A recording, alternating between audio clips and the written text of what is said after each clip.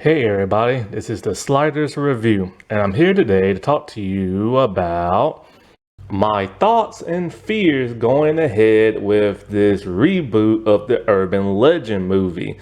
So, the writer and producers have now been picked, and they also gave a synopsis of what they're looking for. Also, the OG final girl from the Urban Legend movie said she would like to reprise her role. So, who are the producers and writers? Well, the producer is longtime producer Neil H. Moritz.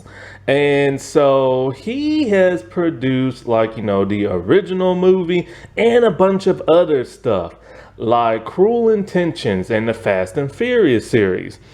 And a bunch of other stuff that I really, really like. The only problem is this guy picked some of the worst showrunners and writers and directors from things that I really like.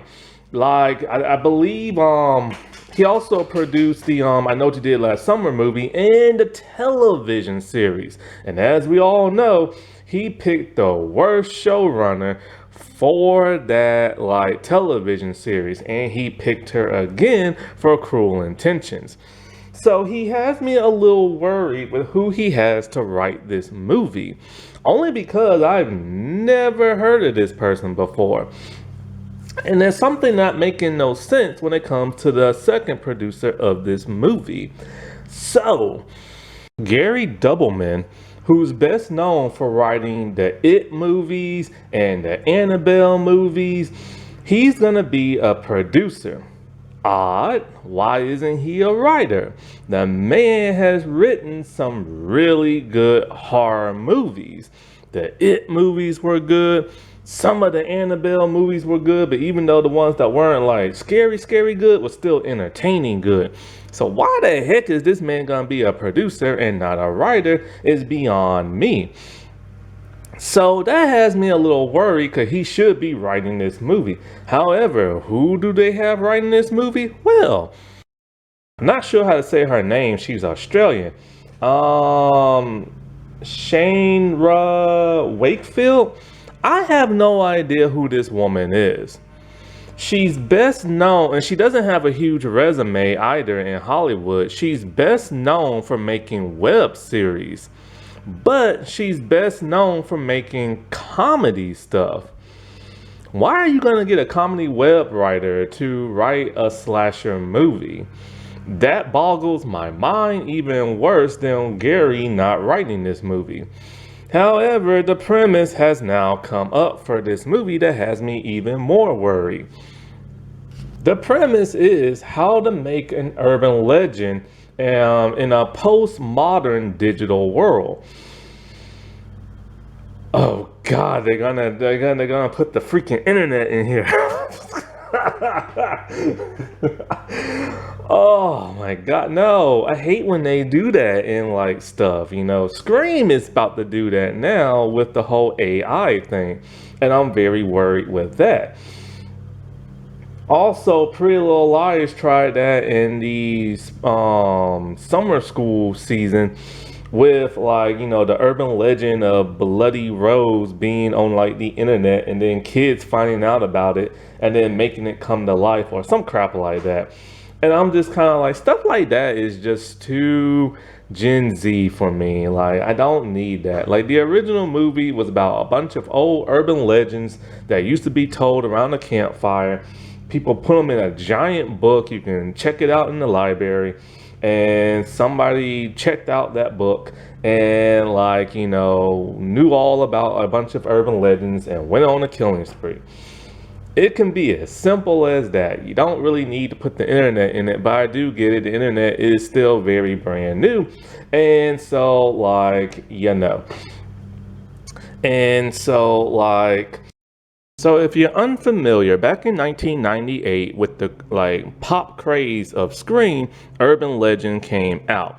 And it's basically about this one girl who goes to this college after something bad happened in her high school senior year that caused an accident.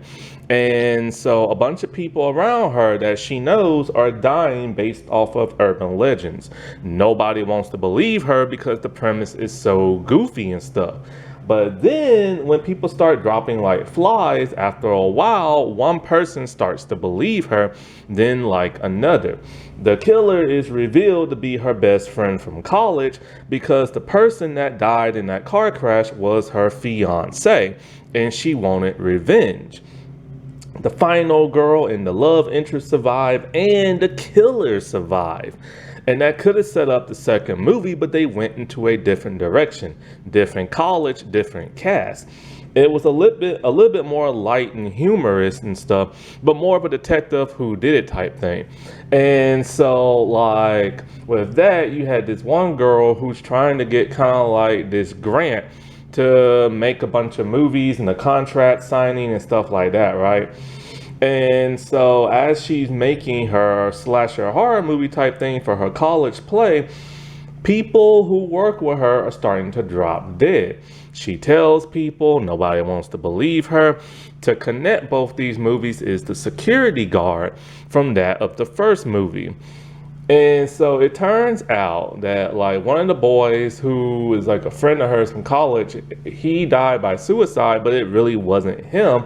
It was actually the killer that did it. His twin brother is trying to help solve that murder along with the new final girl, and is revealed to be the college professor who was supposed to go on to make a bunch of movies, but the final girl father, who was like the film critic, didn't like his movie and he got stuck teaching at a college. Odd, yes, I know, but hey, whatever. And so he survives, the love interest survives, and the final girl survives, but the killer gets sent to like a mental hospital. And is there, the original killer is pretending to be a nurse, and she busts him out of like the insane asylum type thing, talking about we should like, she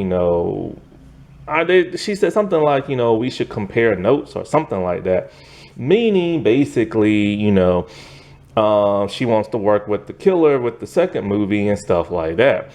But then something happened. That movie didn't do so well, and they came out with a direct-to-DVD called Bloody Mary. And I don't know what that's about, but it's all about supernatural stuff where the Bloody Mary killer comes back to life and start killing a bunch of like new cast members and stuff. Also, a fan asked the original actress, I think her name is Alicia something. I can't remember her name right now. But Alicia Witt, that's it. Alicia Witt. And I've seen her in a couple of stuff. And so somebody asked her, would you like to return for like either like, this reboot, or were there like original plans for her character to return in the second or third before they went in a different direction? She said there was never no plans for her to come into like the second or third movie back in the day, but she would like to reprise her role for this reboot and stuff. And that would be pretty freaking awesome if she was to come back, you know what I'm saying? I mean, she is a final girl, and people tend to forget all about her and all about her movie. Also, I don't like the idea of people crapping on the urban legend movie. It has a unique premise. Somebody going on a killing spree based on urban legends, and killing them in the urban legend style based on the urban legend itself. That is clever, and but sadly the studios and and the writers and directors tend to screw that up with like the third movie. I still need to watch that third movie. It's on Pluto TV. I really should check it out, but I think it's gonna be really stupid. Alrighty, well, I'll talk to y'all later. Bye.